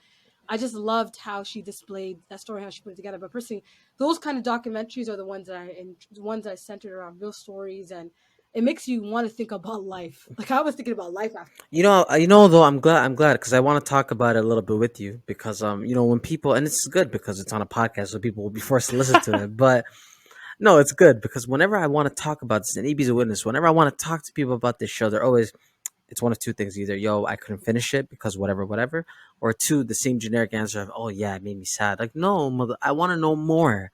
I want to know what you thought about it. I want to know how it made you feel. I want to know I want to know more. Like, I want to talk about this more because it really, Yeah. really stuck with me. Like, it really stuck with me, and I think it stuck with me because like I can't say everybody, but like people have been, I've been in handcuffs before. I've been taken to the station before. Things have happened, and I thought about it, I'm like, alhamdulillah, nothing to that extent has ever happened to me, but I'm like, it could have. Now that I think about it, Mm-hmm. it's like, yeah, it's crazy. Yeah. Like, people who look like me, things happened to them that really took their lives for an entire different course. Yeah. Like, I thought about it and it really stuck with me in a way that I couldn't get over. So I'm glad to know that you watched it and you actually like enjoy. I'm sure you cried, and I'm sure Well, we everybody who all watched cried. it I don't know cried. I'm anybody that did sure, not right? cry. That's crazy. I Like, cried. because it was a real I'm story. not gonna lie to you. I didn't cry. Really? I'm How? not gonna lie. I didn't cry. That's I okay. didn't cry. You don't have to cry to feel something. But that's on. But no, and I no, no. But I definitely felt cried. I it. don't know what I you're talking felt about, it. fam. I felt it, When but he you know got the I me. call when he felt got the it. call that his sister, the guy in the last guy, What's his name? The guy who plays Corey. Corey Corey Wise, Wise, right? when he got the call about his sister and the warden called him in, oh, I Mm-hmm. broke down. I couldn't hold myself. Mm-hmm. You know the And part then that he's yelling at the warden saying, "You don't care about me." blew my mind. Yeah. How, like, Hmm. there's so many people that failed them, right? In Yeah. life, there's so many people that failed you, Yeah, and the people are, system, their yeah, and parents. there's so many things that are gonna fail you. But you know what? Subhanallah, I kept seeing how the story unfolded of things that happened to them that was Mm-hmm. beyond. Like, it was, you could tell this is God. This part was God. The part that blew me was that I forget which one who was in Rikers. Was it Rikers?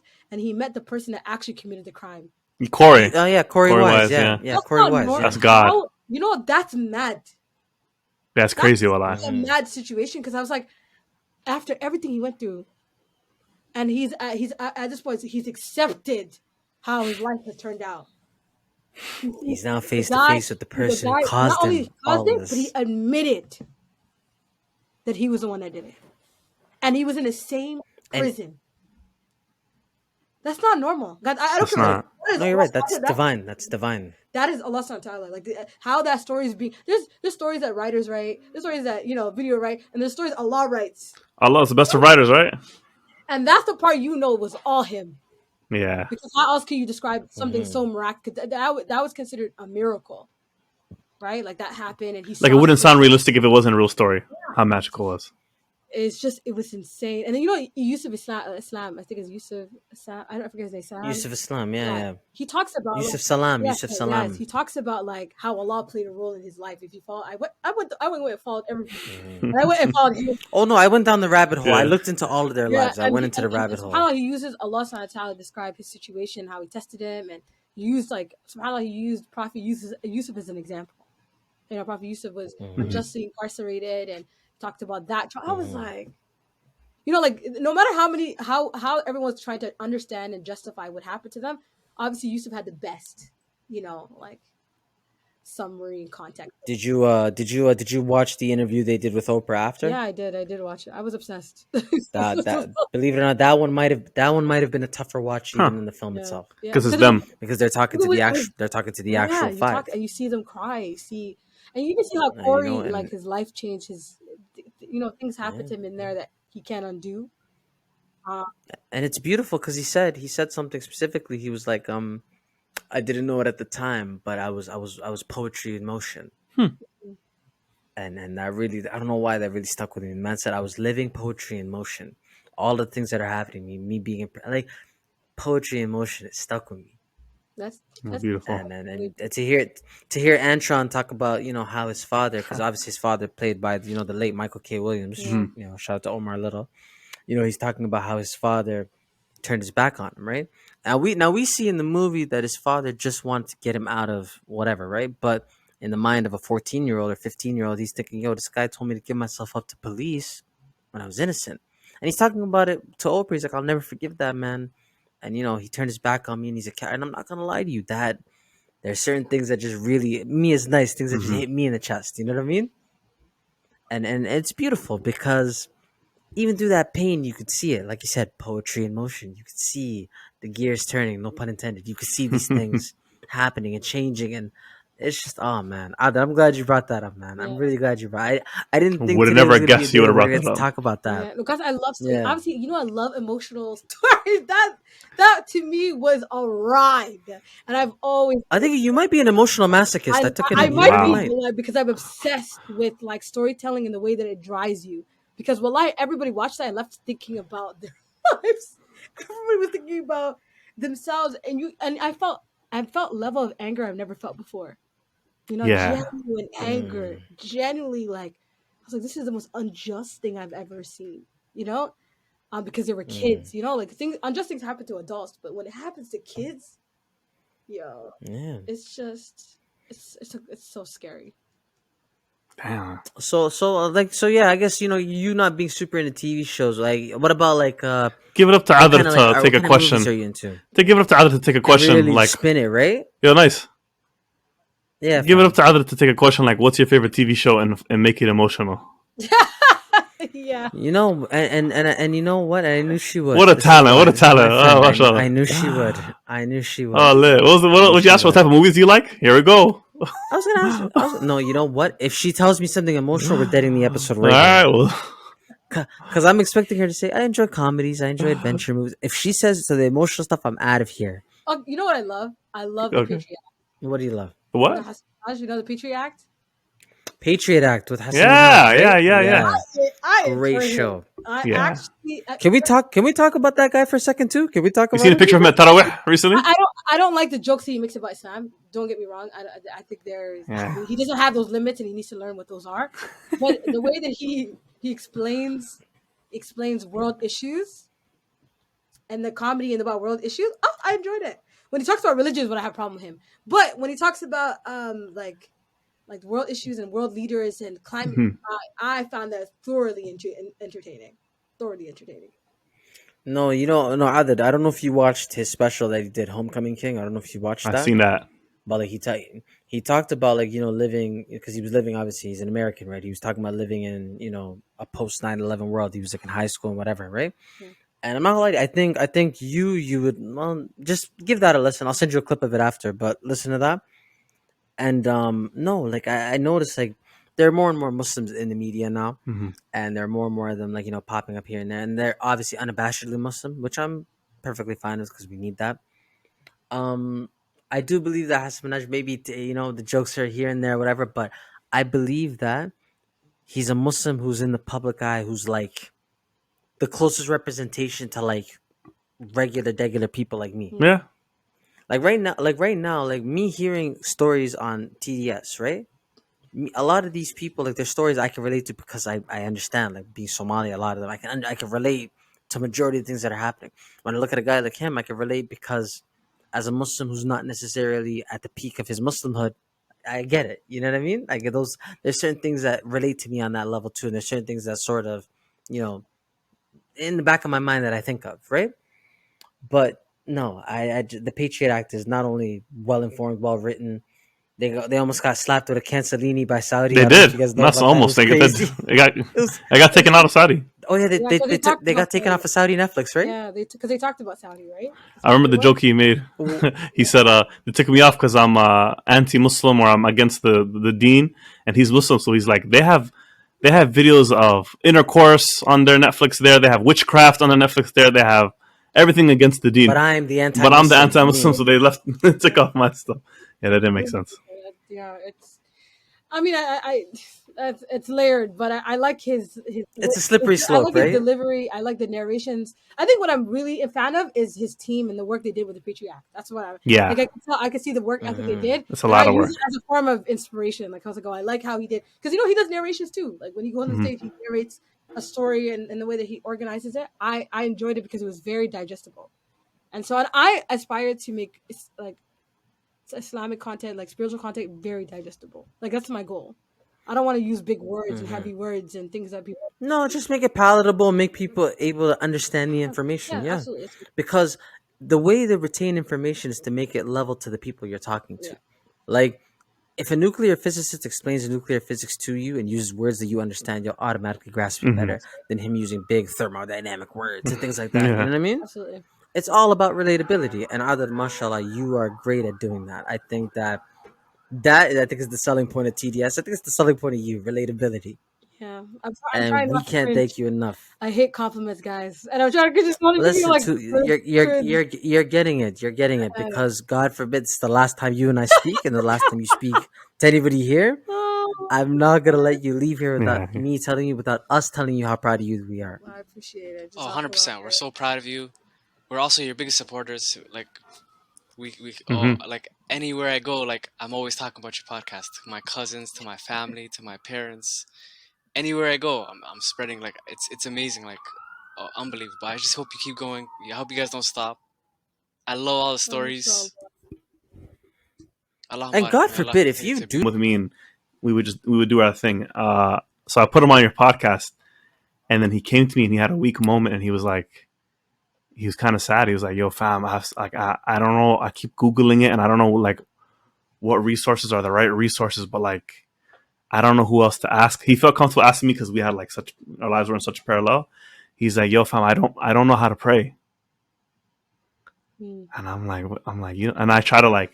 Because there's been times I've asked questions where I thought was stupid questions. And I remember just being scared of the reaction. So I'm like, oh, okay. Like, you don't know how to, because recently I learned how to pray istikhara. I don't know how to pray istikhara. So I thought he didn't know how to do a specific prayer. Mm. So I'm like, oh, you don't know how to do tarawih, or you don't know how to do like tahajjud. Like, I'm like, okay, well, yeah, there's a lot of people like that. And he goes, nah, fam, I don't know how to like really pray. And I'm like, fam, but we've prayed so much together. Yeah. And he goes, nah, fam, I just go through the motions. I just know Fatah and then I go through the motions. I just know the parts that people might hear me say. Wow. And I'm like, oh, okay. Well, and then I told him, like, I'll support you. I'll help you. We'll learn together, this and that. I'll put you on. And I'm like, what inspired you? And he goes, I don't know, man. Just listening to that podcast and hearing a bunch of like girls talk about how they learn things late. Even though when they were referencing late, they're talking about 19 years old. Or no, actually 20, mid-20. Yeah, mid-20. He's like, yo, I'm almost 30. I don't know how to pray. So like, I'm like, yo, fam, this is like literally a week ago. Subhanallah. And he's like, I want to take advantage of the last 10 days of Ramadan. I said, fam, we're going to do this, fam. Don't worry. I got you, cuz. So that was, I mean, it might have happened to him at any point in life. It might not have happened, but like, you were the catalyst. The podcast, the Digital Sisterhood, was the catalyst to kind of like make him look at himself introspectively and want to learn how to pray.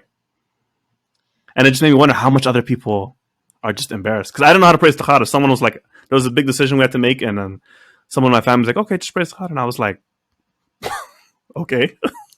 I had to go run and, Sheikh Google. I'm like, how to pray istikhara. Yeah. And there's so much resources, it gets confusing. You're like, well, which one do I really do? This one says to do this, one says to do that. Yeah. And I didn't ask anyone. I learned it myself. And I can only imagine how much things people don't know that are embarrassed to say. Yeah. Oh my God, that makes me so happy. ATL, you have no idea. You have no. I'm literally trying to fight tears because you know that it's a lot of people live in that place and they say, hey, like because I don't know, I'm not going to learn it. Mm-hmm. And now, now that you like affirmed him, and you said it's Azzy, we can learn this now. Mm-hmm. I hope you get the edges for it, and B, you don't know what that's going to mean. He might pray in the next prayer and then pray for the rest of his life. Yeah. Well, and then that changes the course of his children's life. Yeah. And that changes another course. Then it becomes, because that's how people lose, right? When they stop praying and they ban the law. It's a snowball effect. The kids, and the kids don't pray. And yeah, he called me like a week, like literally a few days ago, like a week after we started, and he's like, yo, fam, I want to take you out, let's go munch. And I sat down with him, and he's like, yo, guess what I did today? And I was like, I don't know, I guess a million things. He goes, I'm like, oh, you prayed? And he goes, no, I prayed all 5, fam. Wow.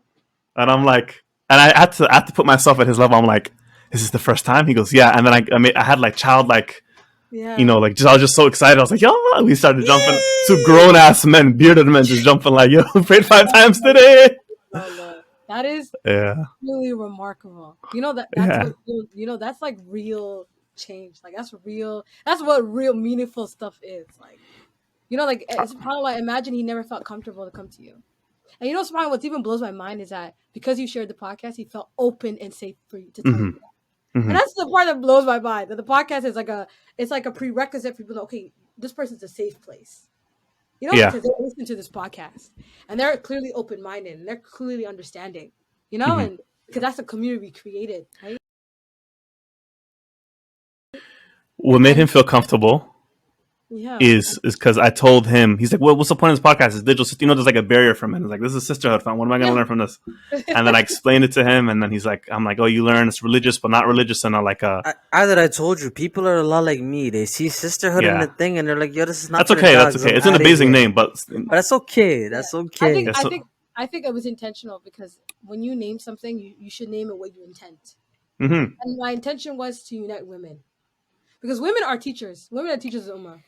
yeah, You of know how to course, pray because your mama taught you. You know what I'm saying? You know Islam because your mama taught you. yeah, Not everyone, but like moms and women play a huge A lot of role. people. Yeah, women play a huge role in the cultivating of Islam in a child's life.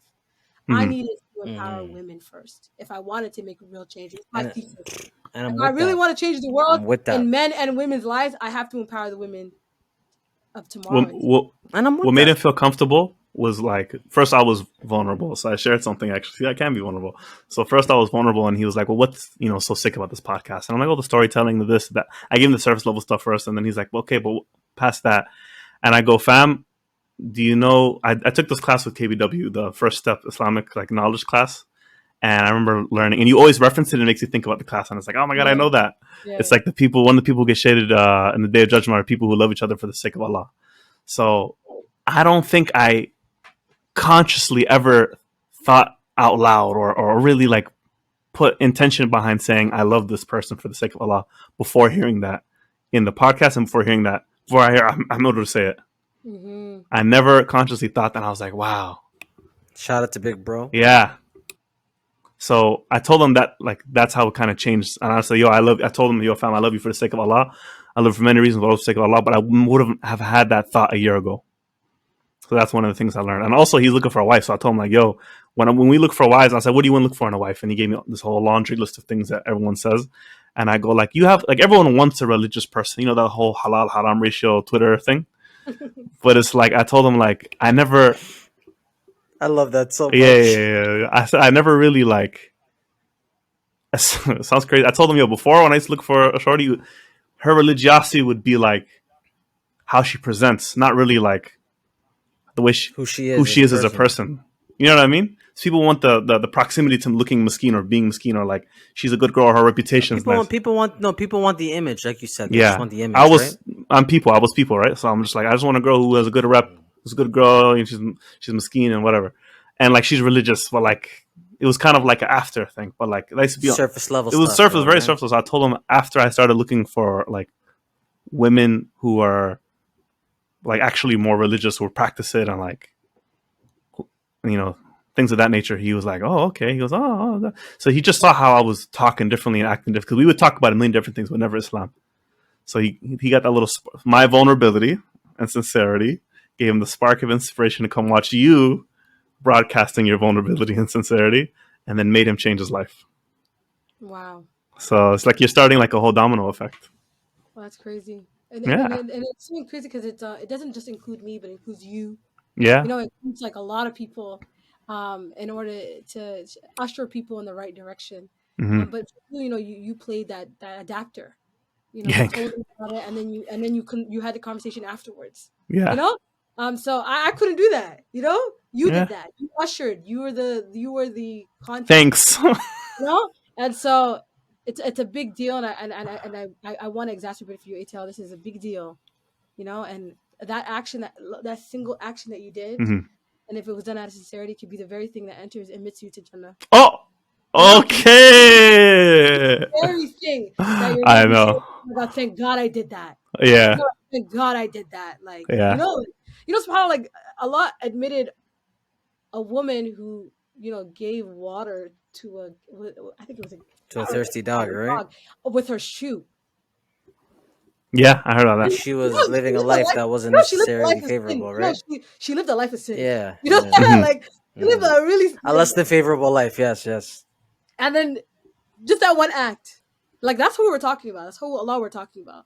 And Hmm. that one act could have been You're right. that Sometimes small acts are it the could be that ones. You never shoe. know. That could be that shoe, you know, with the water in it. Maybe that was your moment. You never know. That's why it's so important to rack up moments like that. As many moments as you can, No, and you know? and I hope that all of our lives are filled with moments Yeah. like that. That way we can, walk away from this life having known that we Yeah. did Yeah, something, at least. and that we can walk away from it feeling some sort of resolve from that. Yeah. You know. Yeah. But that being said, guys, I'm not gonna lie to you. I think I think this is a good place for us to sort of cease and desist. This is our first episode of I'm The just Woman and our longest episode. Oh, it's our first it's our longest one. So shout out to our dog. She's the first. We were the first guys on her, so it's It's only only right that we right. return the favor. You know. mashallah. Guys, I just want to let you guys know. AB and ATL and I were obviously still doing the thing that we're collecting money for Yemen. Hmm. We're going to be donating. What is it, AB? We're donating water, I believe, right? Yeah, that's a lot of water. You're muted. What is it? 100,000 liters of water, right? Mashallah. You're muted, so I don't know if you're saying that, but I think that's what you're saying. Yeah, I think it's 100,000. 100,000 liters of water. Okay, perfect.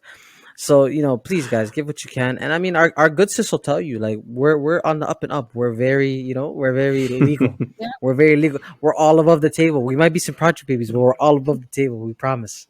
So please give what you can. Inshallah, we'll have the link up sooner rather than later.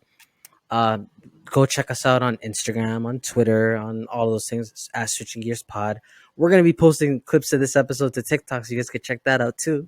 Inshallah. That being said, oh, also you start we're gonna keep using the Curious Cat because we get a lot of our questions from there. Hmm. But remember, our hashtag that we're now using is on Twitter. It's hashtag SGP. Hmm. So start whenever you have any questions, any inquiries, whatever you want to talk about under the sun. Hashtag SGP. We'll see it. We'll read it. You already know we're there. That being said, ATL, You're. AB, and our good sis Adar, thank you so much for coming. We appreciate you more than you know. We're proud of you, and we're so glad to just see what happens next. Like I'm proud to be part of the journey, man. I'm just glad to be here with you. We all are. We're all glad to be with you. No, I'm And of really course, oh, you already know who I am. Yeah, you already Neighborhood. know who I Nice. am.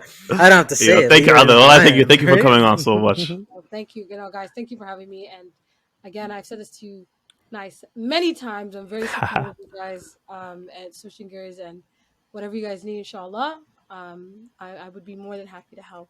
And just keep doing the good and sharing the good and always try to elevate. I mean, my advice to you always elevate your podcast. Remember that these are things that are recorded, Hmm. and they're also recorded on the angels on your right and on your left. Mm. So whatever you say, Mm. held against it's gonna be held against you. So inshallah, be wise of what you talk about and the things that you say, and if it's something that pleases Allah, He'll expand it. And having that conviction, and Inshallah. that confidence. But other than that, thank you guys, and I hope to see more vulnerable conversations. More I mean, hey, no promises on my. I'm gonna let I'll them talk. try, No bro. I'm promises on really my looking forward end. for AB and ATL to be doing emotional. I was thinking about starting it on TikTok so I could do it in. I'm excited to see that. I want you to tell stories. Uh, And I know ATL, you have a lot of stories, and I've heard a little bit of it, especially you describing you being a big guy, and so people already. I know you have stories. I know you, yeah. and I know you have experiences. So inshallah, for the sake of Allah, share them. If they're beneficial and they're good, share them. AB, you already know, and I know you're working on it. So inshallah, inshallah. But I'm very proud of you guys. Jazakallah khair, humbly for inviting me. I'm so happy to be here. So jazakallah khair, truly. No, it's our pleasure, and thank you too. So, guys, that's I think that's a good place to go. So we appreciate you guys. Gears, Thank you for joining us on Switching Gears. You already know us. We'll see you guys next week. Gears.